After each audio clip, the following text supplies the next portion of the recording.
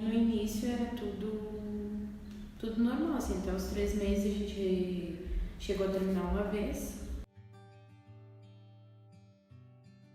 E depois dessa volta que começou o inferno. Que ele não podia decote, não podia short, não podia botão vermelho, não podia sair sozinho. Se eu saísse com as minhas amigas ele brigava. Se eu dormisse na casa das minhas amigas ele dizia que eu ia lá pra ficar com elas, porque eu sou gringa, então ele achava que eu ia lá trair ele com as minhas amigas. Não podia sair pra festa, os passeios eram da casa pra casa dele, da minha casa da casa dele pra minha casa. Eu nunca tinha namorado, então pra mim era normal. Pra mim era tipo, tá, ele só quer me proteger, ele só quer me defender.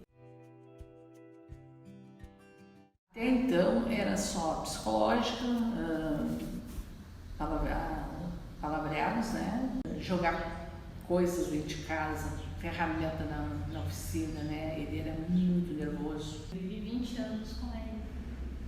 Ele é uma pessoa mais velha do que eu. No começo ele começou a proibir roupas, começou a proibir que eu trabalhasse. Aí depois já foi proibido de sair, de visitar meus parentes, a minha família também não podia ir em casa. Eu tinha que viver naquele mundinho dele ali, eu e meus filhos. No entanto, tenho um filho com ele que vai fazer 16 anos e ele nunca deixou eu fazer uma festinha, nada. E começou as ofensas, as palavras que me chamavam até de cadela às vezes. Começou por tapa, por empurrão, por puxão de orelha, por cabeçadas, depois começou me amarrando. Às vezes também ele trancava o portão da frente, a minha casa era toda gradeada, e me atirava das grades, pede ajuda, grita pra alguém te ajudar, vai, e me atirava da grade, fazia assim, sabe, umas coisas assim horríveis. Ameaçava com faca, ameaçava com arma, né, que era, porque eu te dou um tiro, depois eu me mato. Controlador, ciumento, possessivo, machista, então ele pode querer controlar a mulher através de perseguindo ela, querendo ver o que tem no celular, na maneira também como ela se veste, querer controlar, né, as roupas, o comportamento da mulher, isolar essa mulher assim dos amigos. É como se diz, uma escadinha, né? Porque começa com a violência psicológica, vai assim se aprimorando cada vez mais, vai aumentando a violência ao longo do tempo. Se a mulher aceita essa situação, né, vai sendo submissa às coisas que ele faz, sutilmente ele vai minando o psicológico da vítima. E aí eu fui lendo coisas sobre relacionamento abusivo e fui me de conta que eu estava no relacionamento abusivo. Mas aí teve um episódio mais sério após o divórcio. Foi uma agressão física, que aí sim, aí eu cheguei numa Maria da Penha, que ele me bateu uma chave, que ele estava tirando uma máquina, e ele jogou e me bateu no rosto. Bateu nessa posição assim, cortou a boca. No mesmo instante eu senti o rosto inchar, né? Aquele inchaço assim, foi uma coisa tão rápida. E eu vi que estava saindo sangue da minha boca.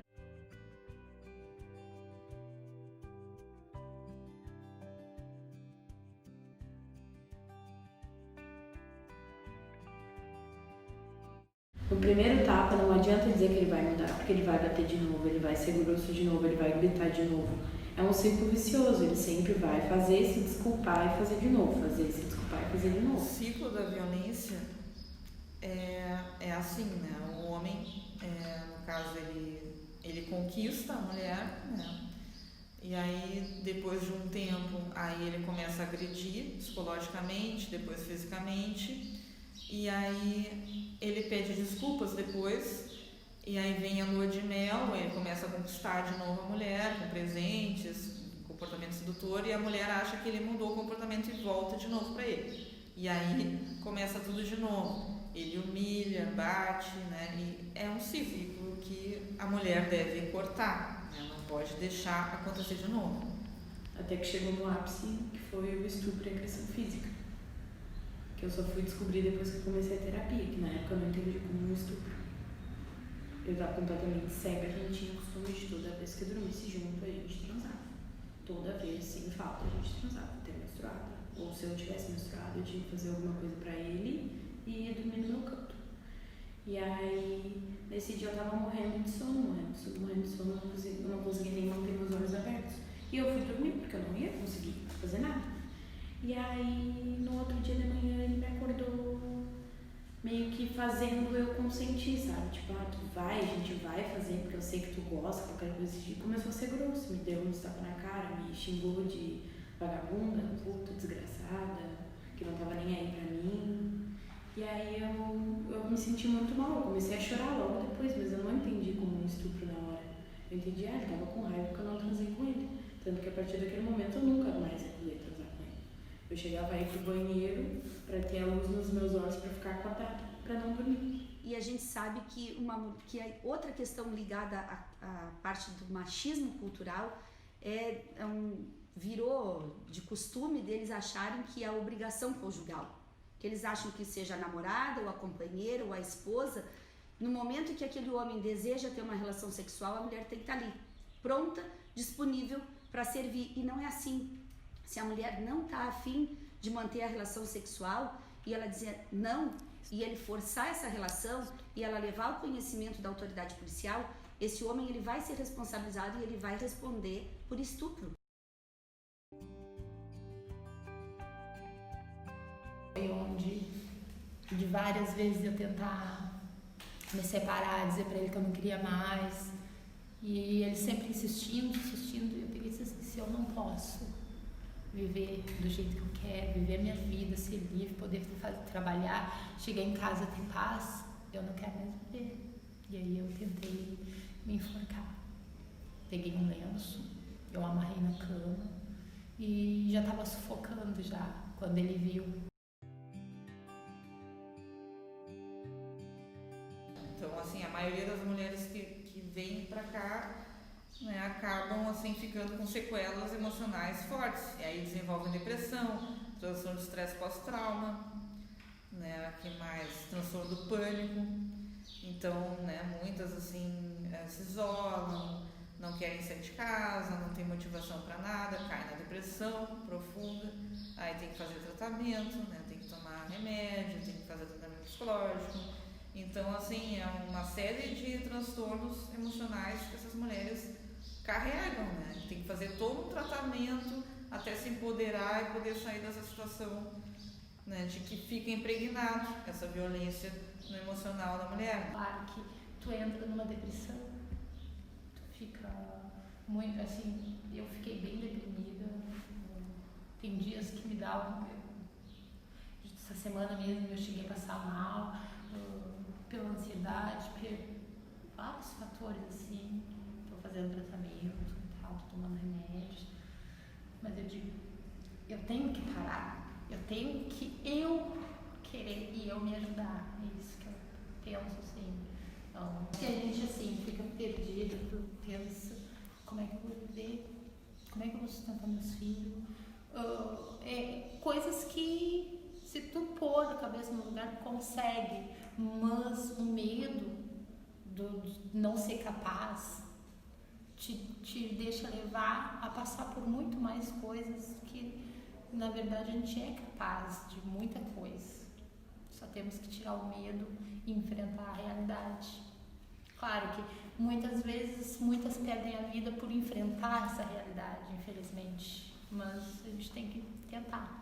A gente não está sozinha, sempre tem pessoas, como eu digo, Deus coloca anjos na vida da gente para te dar força e ajudar a melhorar isso, a ter força para seguir. Sempre procura dizer que a gente não pode ser indiferente, as pessoas não podem ser indiferentes à dor do outro, porque o silêncio é cúmplice da violência. Então, no momento que tem algum vizinho, que tu saiba que alguém, a violência ela pode se dar de 5 tipos, não é só a física, é moral, é psicológica, é patrimonial, é sexual e a física, né? Então, muitas vezes as pessoas pensam que é só o tapa, e não é. Então, tá ouvindo gritos, tá ouvindo humilhações, tem que chamar, tem que levar ao conhecimento para que efetivamente esse agressor seja responsabilizado. Então, tem os canais, tem o próprio 197, tem o 190, tem o 180, a 153 da Guarda também, que também tá na rede. E assim que essas denúncias elas podem ser anônimas, a pessoa não precisa se identificar.